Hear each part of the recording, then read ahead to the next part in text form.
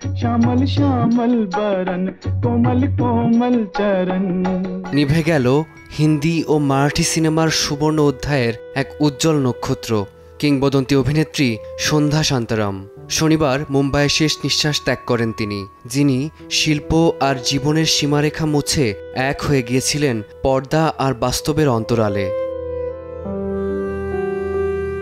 বিখ্যাত চলচ্চিত্র নির্মাতা ভি শান্তারামের মাধ্যমে সন্ধ্যা 1950-এর দশকে ভারতীয় সিনেমায় নান্দনিক রূপান্তর ঘটান।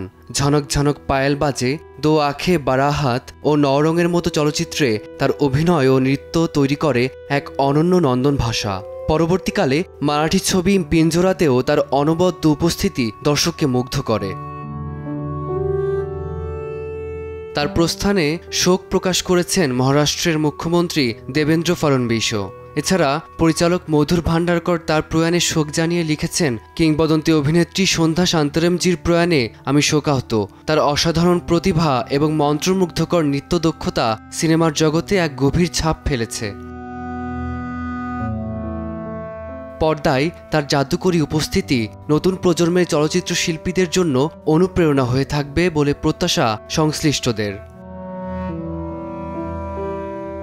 ফারদিন মাঝার, সময় সংবাদ।